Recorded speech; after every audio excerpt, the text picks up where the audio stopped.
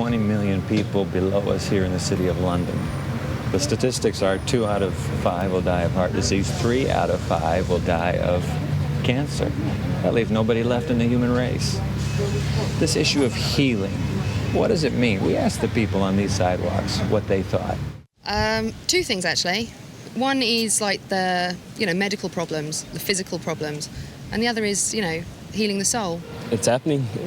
I'm not a true believer. Yeah. Healing, medicine, people recovering from being sick. Spiritual healing would be kind of a religious thing, maybe, where people go to church and they get solace there. When I'm sick and somehow either it can be a person or medicine gets me better. I suppose I would think of when you're sick, you need to be healed, so you go to the hospital and you would get healed. I don't have a direct sort of, understanding. Healing is a process. It's a process of growing up, of forgiveness, and moving on. It's evolution. And then the medical healing is you go to your doctor, or alternative medicine perhaps. Healing, I've always thought of somebody like with their hands healing the body through spiritual things. My name is David Billett. I'm a family man. I'm 46 years old. I have a wonderful wife, Pamela, and 3 children, my son and my oldest daughter and my youngest daughter, who's 5. I spend a lot of time running a small business. We're a healthcare provider, and I've been involved with that for the last 2 years or so. Apart from that, I spend a lot of time trying to renovate this house that we've been in for the last 5 years or so. We just want to get it right. So a lot of DIY, and that takes up a fair amount of my time. Healing. A very interesting subject. I mean, for me, I've been in situations where I haven't been too well, and I've said, God help me, and suddenly I feel better. Whether or not that's part of my mind at work, I really don't know. And I've seen lots of examples of people claiming to be healed, and it doesn't always look surreal. So I'd really be interested to find out whether or not God still heals today, if it's something he's involved with, or is it just about our natural ability to heal ourselves? I really don't know. Anybody want a cookie? I'll take one before they get that. Okay, my name's Lani Edwards. I'm 26 years old. I'm single, but I have a boyfriend. I've got 2 brothers, and my parents live up in Scotland. I work in IT, internet security. My business card says that I'm a business development manager. So it's basically a sales consultancy role. I have a number of interests. I like reading in my spare time. Well, I don't have that much spare time. And also, I do things with kids in a local youth group. Hey, did you notice yesterday? Did you guys notice? I think healing's a really difficult subject.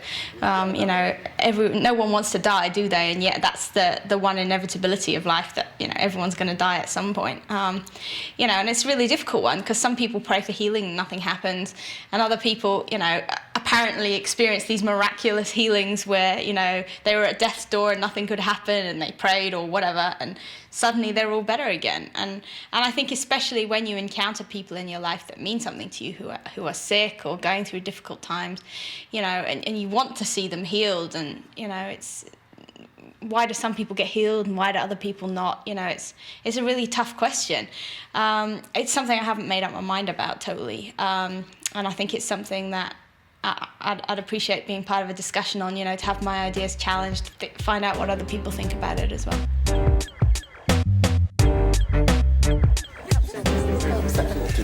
We're calling it Mind the Gap, a series of conversations we're having in this group about some of the great issues of life. Now, we got the name right out of the English Underground. Watch the gap before you step into the train. This one today, guys, this is a huge one. Now, let me set it up. Steve Martin, have you ever heard of him? Yeah. A movie, The Evangelist. Mm-hmm. The guy is a quack, a fake healer. In the process of going through his sham and magic, as it were, one night a kid comes forward who can't walk. He's stumbling forward, and lo and behold, the boy gets healed. And the fake evangelist, who knows the whole thing is a sham, is utterly blown out of the water. What is happening here? Now, I access that old Hollywood bit of narrative. 2 points. Because there are two realities. This subject, two realities. Number one, there are fake healers all over this earth, right? We'll get into that in just a moment. There are fake healers out there. Number two, there are also genuine healings out there. How are we going to put this together? Our subject today, healing, healing, healing.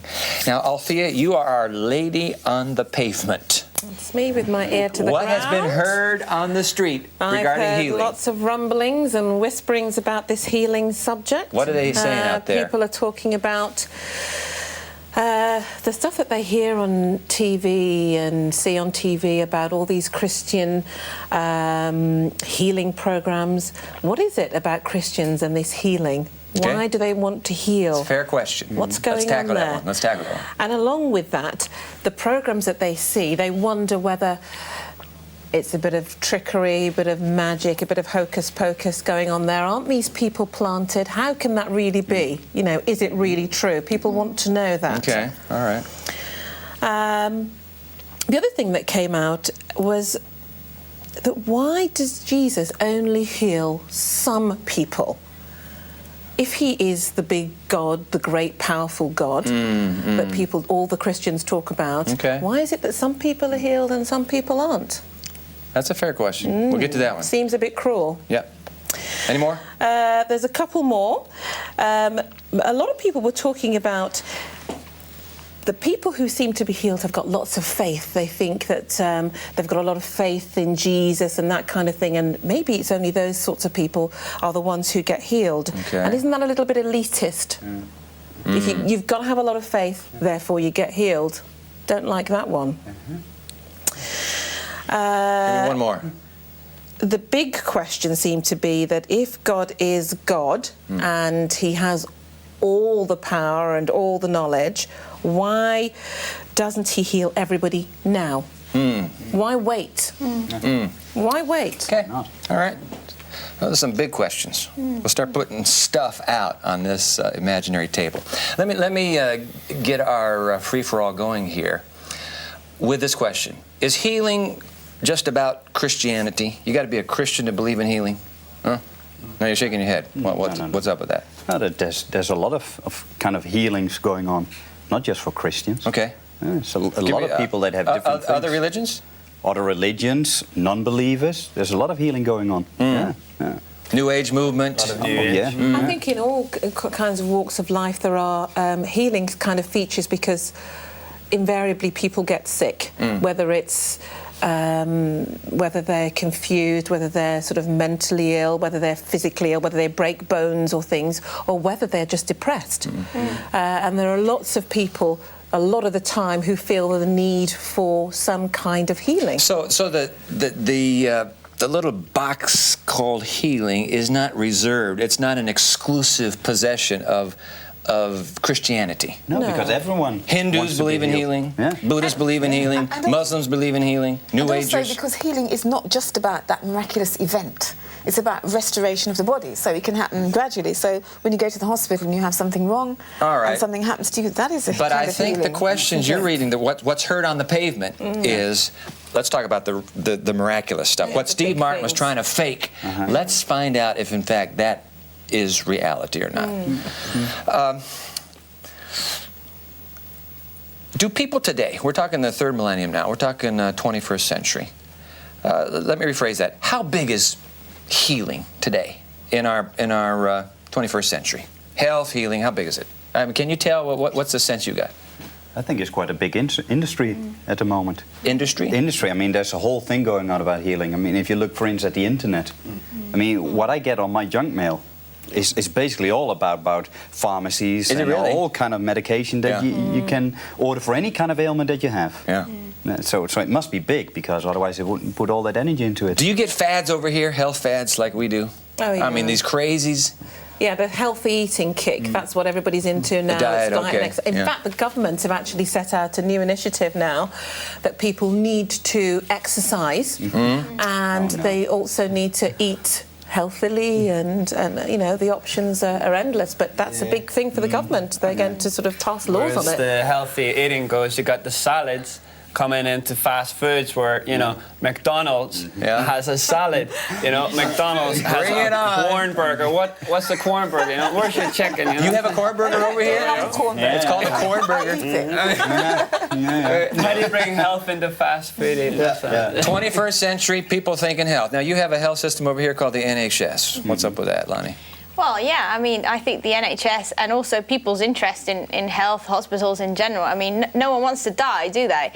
And everyone, when we get sick, we do everything we possibly can to get better. And especially people who maybe have tried conventional means and they don't work, you know, people will try anything, especially if their health is involved. And you can see that, you know, if you look at people's, you know, upset with the NHS at the moment with the long waiting lists and the complaints that people have. And, you know, just the other day there was some naming and shaming of some hospitals on the news because some hospitals had some high cases of MRSA, for example. Now, what's this MRSA?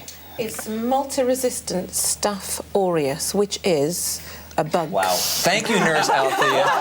It's a bug. It's a super bug. Is it a serious bug? It's a serious bug. It's resistant to most, well, probably all antibiotics that are available now. So they seem to be grown in hospitals. Really? It's believed to be spread because people So the public, all of us in the public, it's big stuff. Health, healing, the whole 9 yards, medicine, it's front and center in our consciousness. But I want to pull it back to what Althea was quoting a moment ago, this Heard on the Pavements a series of challenges.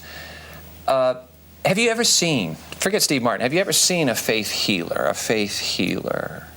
Ever seen one? See, we got TV over there, religious TV. I don't know if you have it over here. We have it here. Do you have it here? Yeah. So you've seen it done? On the television, I mean, does it strike you as real? Well, I mean, you have these evangelists on television, and as the question was posed, it all seems a little too good or a little fake, you know. Somebody comes up, they've got a problem. In many cases, it's people can't speak English that well, and they've got an interpreter, and the actual disease itself, we're not sure if that's true, and then the evangelist puts the hand on the head, and they fly back with the help of these bodyguards.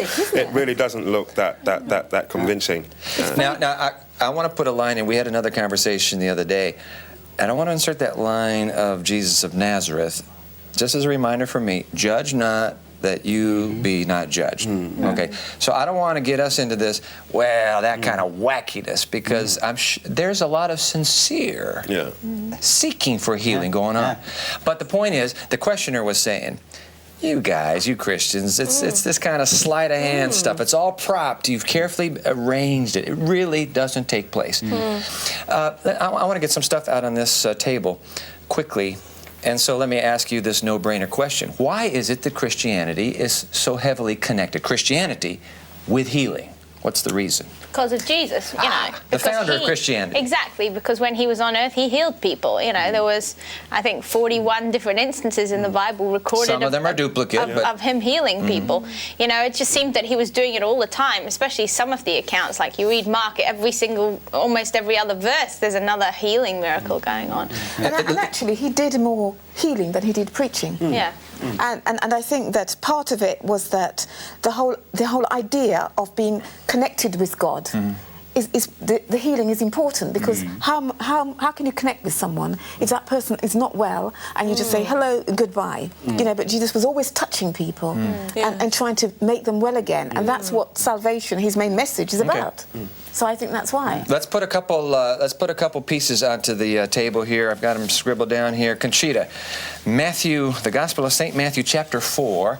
And while she's finding that, Gert, would you go to the same book, Matthew 8?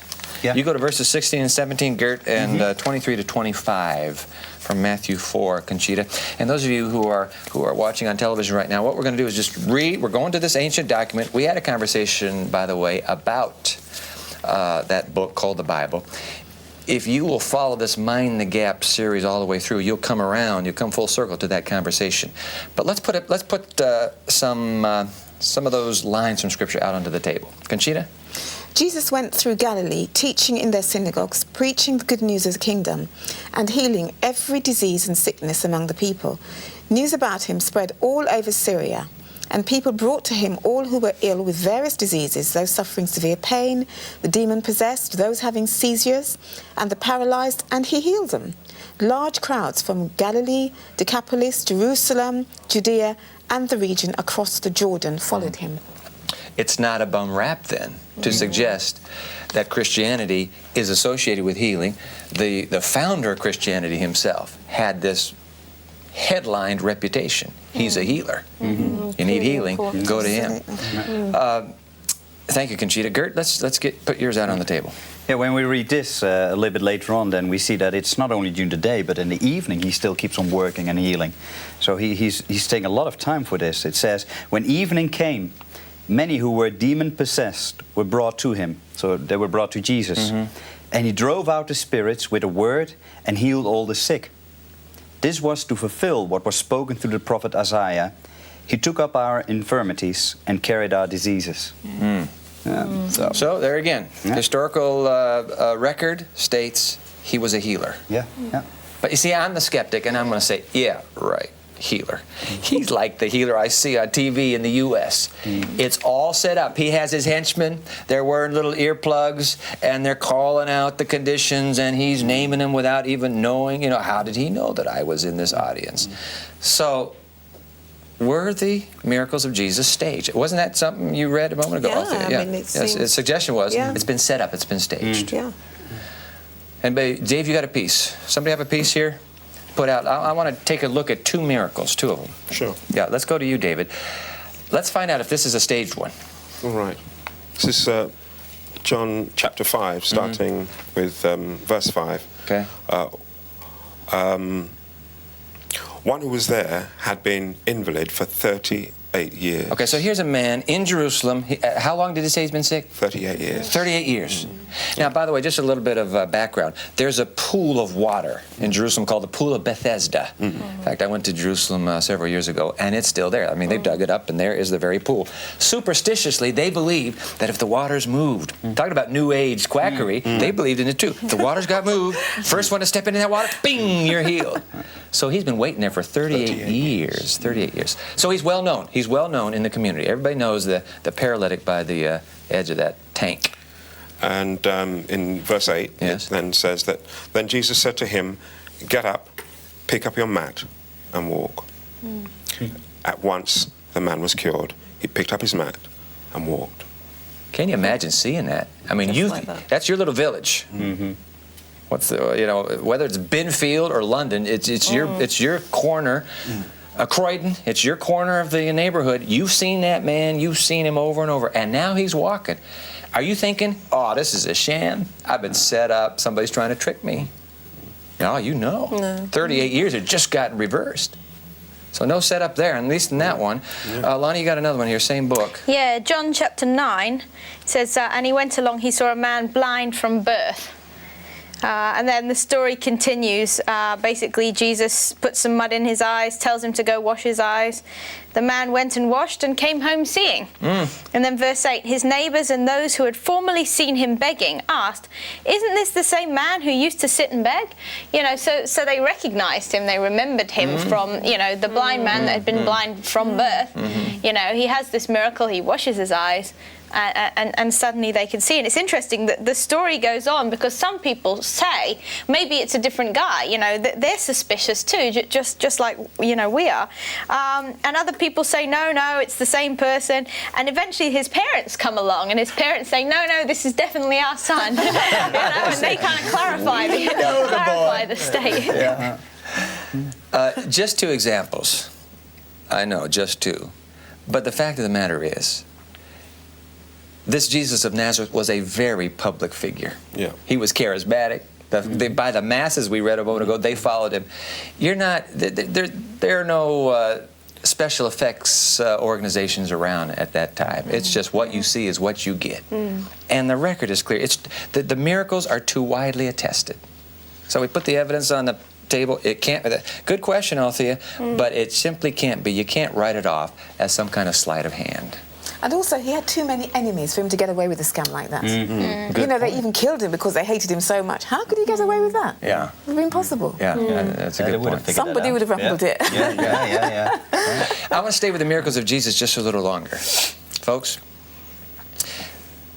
it seems that Jesus is recognizing what 21st century medicine is now very keen on, and that is an intimate relationship between what? The mind. Mind The body. and the body. Isn't medicine today pretty much going that direction? It has Holistic, to. I think whole people thing. have absolutely have realised that there needs to be an holistic approach to treating anyone who is ill. You can't, for instance, the person who has something that could be incurable like cancer, when you hear that devastating news, you can't just be treated with chemotherapy and then just left. You have counselling. You have lots of different types of therapy that is going to enable the person to be healed in their mind or helped to understand the illness, what it's going to do, how we're going to help you, and then the physical. So And the that's two why work together. Jesus did so much healing, because he knew that people couldn't concentrate on what he was saying. Well, absolutely. It's their body. Is this a hokey pokey principle? No, this is why. This is why. Does it work? I mean, give me an example of it working today. Give me a body and mind example. Okay, well, I was climbing for a while ago with some guys up in the high Atlas Mountains in Morocco. Okay. And you know, when you go up above the 3,500 meters, that's where oxygen becomes rare. And so you take it easier. But I forgot when we got about 4,000 meters. And so I ran ahead of the group to make some pictures while they were climbing up the last bit. And I turned around and it became completely black before my eyes. And the thing that I have learned with kind of breathing techniques is like, okay, I need to think, calm down, calm down. And it was just with my mind that I tried to get my body sort of back to normal. Did it work? It worked. It worked. Normally, if I would have started to panic, I would have started to breathe faster and still no oxygen enough, and I would have passed out. So it was immediately, I noticed, like, if I tell myself, it can be so strong. There's so much power in your mind that you can have an effect on your body. I would agree with that. I remember suffering with asthma as a child, and on many occasions the doctor would be called in, and I remember the fact that I knew the doctor was coming, or that when the doctor arrived, had an immediate calming effect on my whole being. By the time the doctor got there, the situation wasn't severe, but I do understand that it's because my mind now was at ease. I knew help was on its way, and I was able to then have a little bit more confidence in the fact that I was going to get help. And by the way, those of you watching on television right now, it isn't that you have to have some sort of major conflict to illustrate the principle, or major illness. Fact of the matter is, you can be watching a flat screen. There's nothing behind the screen, folks. Trust me. You're watching a movie, and it's scary, and the orchestra is playing that scary music, and what's happening to you? Your mind is saying fear, fear, fear, and boy, what's happening to your pulse rate? And are you sweating? Do you have IMAX theaters over here? And you're right, and you are just, I'm sweating under my arms, and why? Because of the intimate relationship, mind and body. 21st century medicine says we can plug in on this. But I want you to look at this healer, Jesus of Nazareth, and how he plugged in. Let's see, Althea, you have this one. Gospel of St. Mark, chapter 2. Take a look at this story. There's a healing that takes place here. Notice how Jesus approaches the healing. Okay. Verse 3. Some men came, bringing to him a paralytic carried by 4 of them. When Jesus saw their faith, he said to the paralytic, "Son, your sins are forgiven." Now, he says, first, I'm going to deal with your mind. Yes. Yeah. And what's going on in his mind? What would the word be? It starts with a G. What's the word in English? What's going on in that man's guilt. mind? Guilt. That's it. Guilt. He feels, I mean, the society at that time made it clear that if you had done something wrong, you were going to suffer in a very bad way, and it usually manifested itself in a physical ailment or disease. In fact, most people who were ill, it was thought to be a punishment from God, and that's why Jesus did so much healing. I think it was to actually show that actually this suffering that you have is not something from God at all. Good point, Conchita. But let me go to Althea here. Read verse 10 now. Read verse 10 in the same story. But that you may know that the Son of Man has authority on earth to forgive sins, he said to the paralytic. Keep going. I tell you, get up, take your mat, and go home. So first he deals with the mind, goes right for that guilt. By the way, Carl Menninger, a psychiatrist, once made the statement, 90% of my cases, if I could deal with guilt, if I could deal with their guilt, if people could deal with their guilt 90% of the time, you don't have a case. But it is, I suppose it's like that for people who are overweight, grossly overweight. They feel really guilty about eating. They feel guilty about just having one extra bite. I already do. And they have to get a... Well, we know you do, yes. I already But what's your point, though, Althea? That they have to get over that in them. They have to really come to terms with... Absolutely. There's a mental blockage. But also that a lot of illness starts in the mind. And that for many people, the healing has to start with the mind. First. Yes. Not just and Jesus is tapping into that fact, isn't he, Conchita? Yes, that is He's going for something the mind factual first. today. So I'll deal with the body in a minute. Let me deal with your mind. Yeah. And it's interesting that he started that approach first, this holistic approach. He knew that the mind had to be... Absolutely. Well, he made us. But I mean, we have only just got the connection. It's quite interesting, isn't it, that we've come kind of like full circle to see that. Yeah. Alana, you were starting to say something. Well, you were talking about how, diseases often start with the mind, but that just reminded me of, people who think they're sick or whatever, and doctors sometimes give them placebo medicines, and they think they're taking the medicines and they think the medicine is healing them, and actually it's just a tablet that's doing nothing, and yet people who take placebos, because the mind is so strong, they truly believe that this is the drug that is healing them, that is making them whole. It's their mind that's doing that, but they see the physical change in their body of being healed because because it's their mind that's controlling it. And my attitude toward placebos is, I don't care how strong the placebo is, just keep giving it to me. If it'll work. Yeah, absolutely. Well, who would want the real stuff, really? Darren, I want to put another piece on this table, please. The book of Proverbs. Now, this is a collection of wise sayings from King Solomon, ancient literature. But Proverbs 17, verse 22, what 21st century medicine is just cueing in on. Take a look at this. Sure. A cheerful heart is good medicine, but a crushed spirit dries up the bones. That's something. Now, Darren, you deliver pizzas. That's right. Do you spread cheer when you move among your customers? Yeah, I'd say I see a few happy faces when I bring a hot pizza to the door. Not sadly when you ask them for the money. And by the way, Darren, when the tip is bigger, do you feel even more cheer? Well, yes. Let's say. What did you just read again? Give me that line again. It says, "A cheerful heart is a good medicine." Ooh, what's happening up here is good medicine. Isn't that what Solomon is saying? King Solomon, what's happening up here? 21st century medicine. It's good medicine. 21st century medicine has discovered, in fact, that principle. Mind, body. Okay, so we put that out. So this Jesus of Nazareth, you can't say he's a quack. It's too far a stretch. You're not even using good logic to make that premise. He's too widely attested. The masses followed him. The word's out. He's bringing healing. B, he's working through the holistic principle, Gerd, as you said, mind, body. Asthma. You see the doctor coming. Suddenly, Dave, you start experiencing relief in symptoms. Yeah. C, I want to put this on the table as well. Jesus must have been very selective. He picked the easy cases. Why didn't he, didn't you just read that? Why didn't he heal everybody? Now, what's our response? Lonnie, well, you have a text there. I think that's a question that's based in flawed logic. The text that Gert read earlier from Matthew chapter 8, it talks about going into villages and healing all the sick. There's Matthew 8 verse 16. He healed all the sick.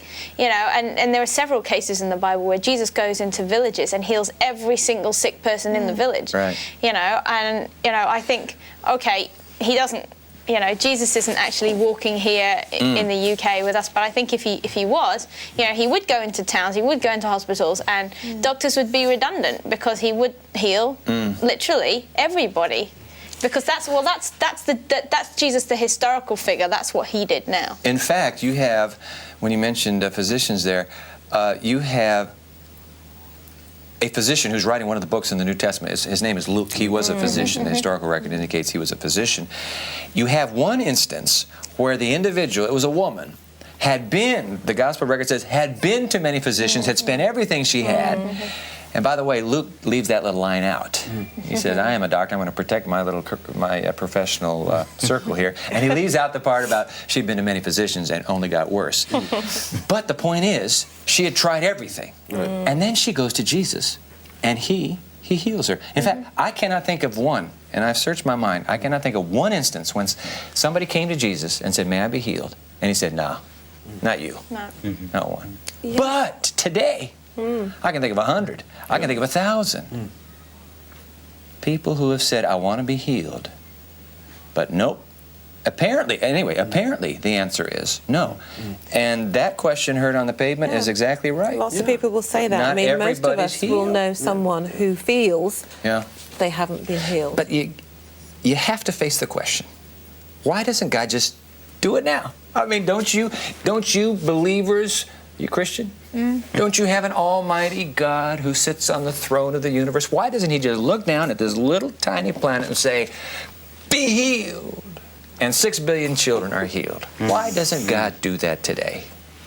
Because God is a gentleman. He asks permission. And he would not invade somebody's life like that and just go and heal them and sort them out. And, the choice they have to make. And we did say earlier when it's connected with faith as well. Yeah, exactly. So you have to have it's about relationship. God is establishing a relationship with us. So God is not a placebo, is he? No. God is a relationship. I do think if God was to heal everybody, there would be no struggle, there would be no, like how you have your relations with your friends or the difficulties in life, the things that build your character and build your thoughts wouldn't be there. Yeah. I mean, we'd all just kick back, Darren. You say, bring it on. I'm never going to get sick in this life. I'm going to live forever. And you'd forget other people. That's right. And you have to know the source of healing. If healing just came to everybody, you'd say that your particular God healed. I'd say my God healed me. And it's important to know that the real and true Almighty God healed you. And guys, it's not just healing on the physical level. There's what other kinds of healing can take place? Mental healing. Okay, mental. Give me another one. Emotional healing. Give me another one. Relational. How about relationships? Yeah, that's one of the biggest things for people today. Look at you're watching right now and you're saying, you know, this is a great conversation. I'm not sick. I don't need any physical healing right now. Wait a minute. Most of us here don't need physical healing right now either. But how about on the emotional level? How about down deep in the mind and the heart that we carry? Broken hearts. How many of us go through life? You're sitting in the tube. How many of those hearts are broken? Lonely people. Dave, your marriage. Yes, I've been married for 26 years now. That's wonderful. People say it's wonderful, but I got married very young, 21, and I don't think anyone who knew us then thought that we would survive for 1 or 2 years.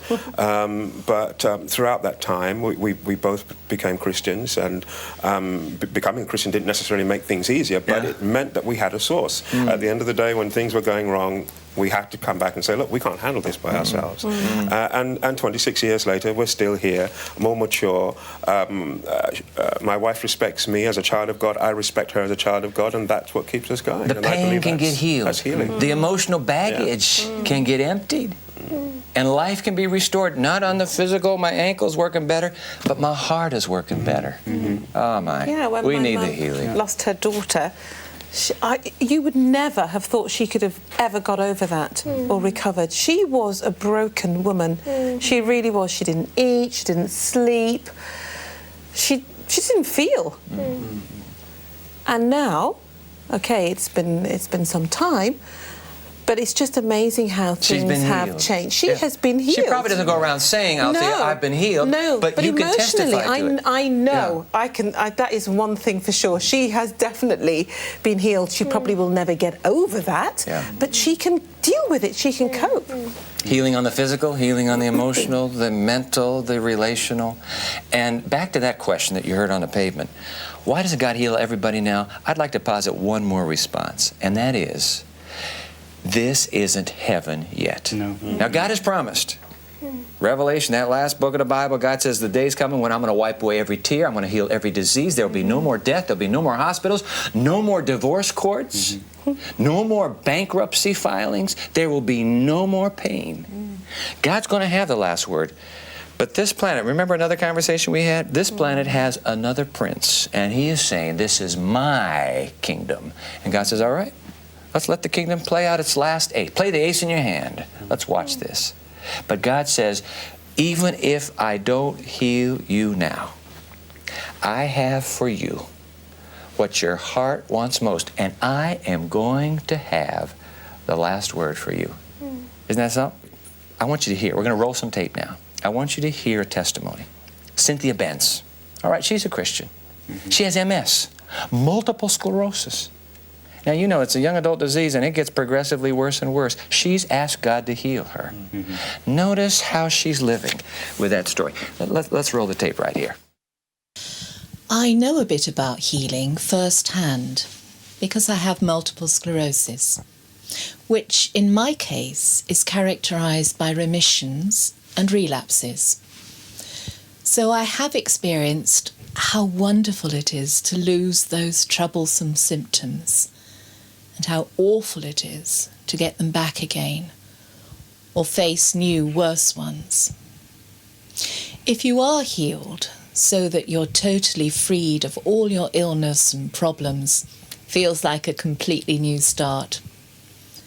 But as a consequence, you're faced with taking on new challenges and responsibilities. For me, healing isn't simply a matter of all or nothing.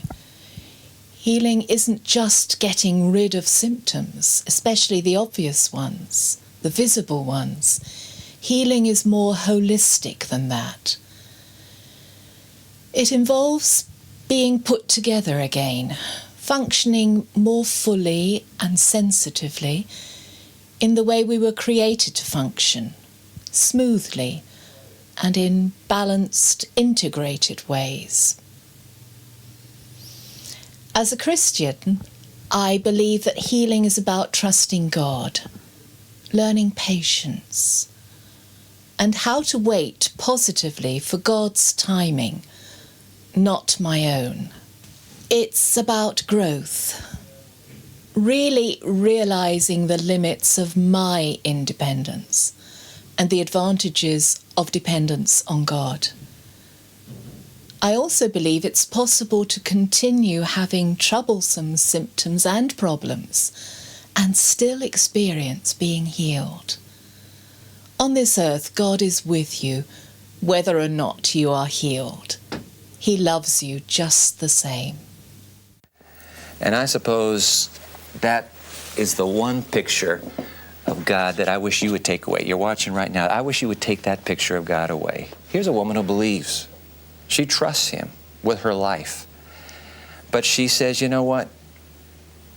No matter what happens, I know who I believe in. I know whom I trust. And I know He's going to have the last word. There's an old line. You have to blow the dust off it. It's in Romans chapter 8, verse 28. And it goes like this. All things work together for good to those who love God. Now, that doesn't mean everything is good. Your cancer is not good. The divorce that you have gone crushingly through is not good. It's not saying all things are good, is it? No, it's not saying everything is good. But God can take whatever is happening in our lives right now, and He says, I can turn that one day into good. You know why? Because I am going to have the last word. And so I wish you would give that same God an opportunity to be the one who leads and guides in your life. Mind the gap, we're calling it. There's a big gap right here. But God can get you over that gap. He can bring the very healing that your heart needs most right now. But He'll honor your freedom. He'll honor your choice. Why don't you, in your mind, even now, say, God, I don't know the name, I'm not sure of the address, but I'd like to choose you to be the one to have the last word in my life too. Contemplate that. Let's sit back and roll some music now and keep thinking of that, shall we?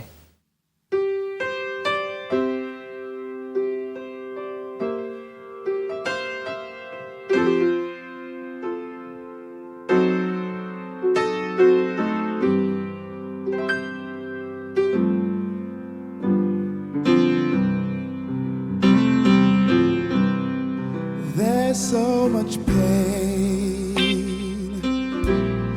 all over the world, and it's time to heal the world. We must do all that we can do to show someone love and pull them through. That's what we should do.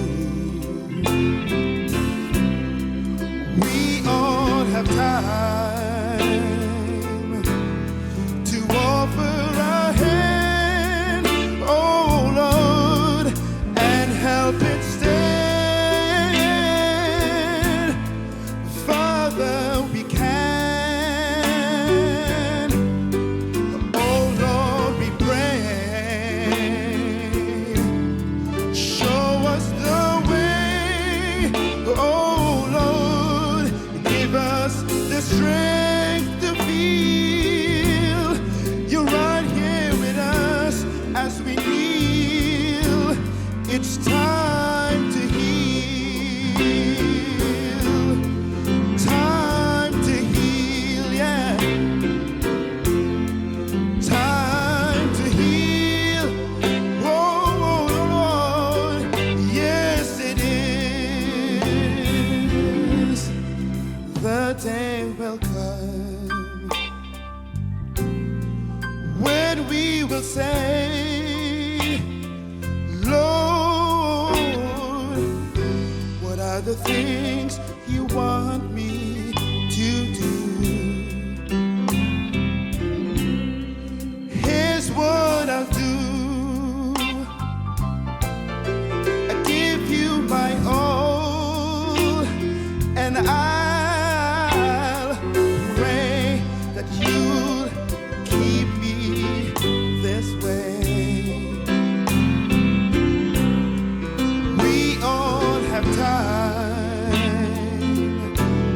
to offer a hand, oh Lord, and instead, Father, we can, oh Lord, we pray. Show us the way, oh Lord, give us the strength to feel you're right here with us as we kneel. It's time to heal, time to heal, yeah. Time to heal, oh Lord, yes it is.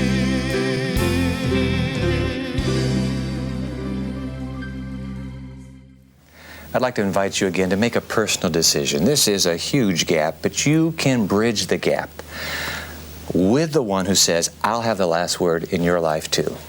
We'd love to connect with you. You'll see on the screen right now, there's our website, there's an email address, there's even a telephone number. Give us a chance to make that connection. In the meantime, keep pondering this whole conversation of healing. In fact, we're going to keep the conversation going right now. Maybe somebody is with you in the kitchen, the living room, the family room, wherever you are. Turn to that person and keep the contemplation going. This God who offers healing and the last word.